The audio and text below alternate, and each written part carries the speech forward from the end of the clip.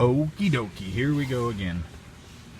2013 Ford Explorer blower motor resistor. Passenger side of the vehicle.